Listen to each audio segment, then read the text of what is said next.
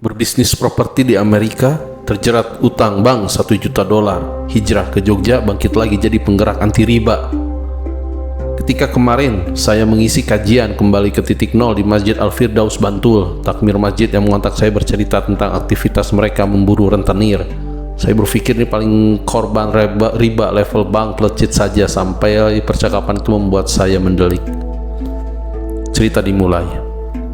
Saya Aldi Chandra, Mas. 17 tahun saya tinggal di Oklahoma, Amerika. Baru 2012 kemarin saya pulang ke Indonesia. Perjalanan panjang saya di sana merasakan pahitnya sistem riba, menyisakan utang bank $1 juta atau sekitar 12 miliar. Saya hijrah ke sini jadi takmir masjid sekaligus membantu orang-orang yang mau terbebas dari jeratan utang riba. Betul itu, Kak. Benar, Mas. Waktu SMP kelas 1 saya dan kakak ikut ayah dan ibu ke Amerika. Ayah saya seorang dosen di Jakarta yang sedang melanjutkan kuliahnya. Waktu berjalan pas saya kelas 1 SMA, kakak saya baru masuk kuliah. Ayah dan ibu harus pulang ke Indonesia karena sudah selesai. Mereka memutuskan kami berdua tetap tinggal di Amerika menyelesaikan sekolah. Ada rumah yang kami kontrak, tiap bulan kami akan dikirimi uang dari Indonesia. Semulus itukah perjalanannya? Tentu tidak.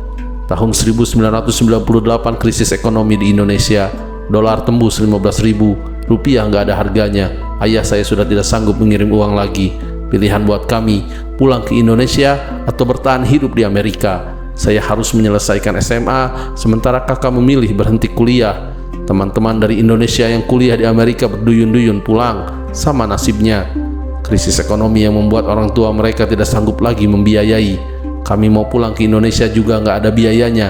Satu tiket pulang saja $1.000 lebih waktu itu. Lalu gimana menghadapinya? Saya dan kakak harus bekerja. Dari loper koran tiap hari, jasa angkut barang, hingga jasa pramusaji di Pizza Hut dan KFC. Semua kami jalani agar bisa bertahan hidup di sana. Tak ada pilihan lain, tiap hari harus bekerja siang malam. Lalu tentang bisnis propertimu bagaimana? Ketika kondisi stabil, saya dan seorang teman dari Amerika membuat usaha jual beli properti, Mas. Kredit rumah di sana dibuat begitu gampang. Kami membeli rumah yang kondisinya tidak terlalu bagus dengan harga murah.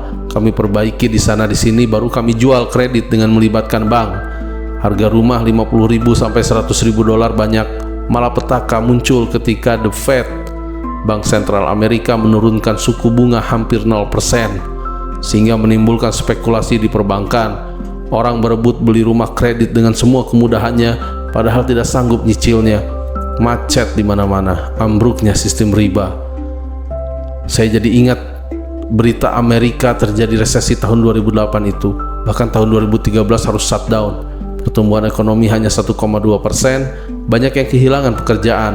800.000 orang pegawai pemerintahan dirumahkan gara-gara DPR-nya Amerika nggak segera tanda tangan anggaran yang diajukan Presiden Obama.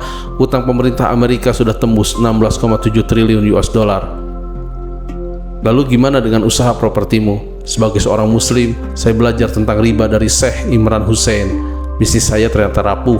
Rumah-rumah yang sudah kami beli dengan utang bank belum banyak lagi yang bisa terjual, menyisakan utang $1 juta lebih. Padahal tiap bulan harus bayar cicilan. Dalam kondisi yang berat itu, saya memutuskan untuk mundur dari bisnis yang bertahun-tahun saya rintis ini. Seluruh aset yang saya miliki saya serahkan kepada kawan saya untuk menutup seluruh utang bank. Saya pulang ke Indonesia, kembali ke titik nol. Di Indonesia saya sempat berpindah-pindah kota, di Jakarta, Sumatera, Sulawesi, hingga hati saya tertambat di Jogja. Di sini saya bertemu dengan banyak orang yang mau hijrah meninggalkan riba. Mereka yang mulai menabung dengan dinar dan dirham, bahkan ada yang hidup semua kembali ke alam. Listriknya dari matahari, masak dari biogas, menanam tanaman organik. Ini yang jadi bisnis saya sekarang, Mas. Saya punya produk organik, herbal dan natural. Dari beras, kecap, minyak goreng, kelapa murni, sabun, sampo, herbal, dan lain-lain. Dulu sempat buka swalayan di Jalan Parangtritis, sekarang saya buka di rumah sambil bisnis rental mobil. Semua saya syukuri, hidup tenang, tanpa riba. Saya tertegun mendengar kisah panjangnya.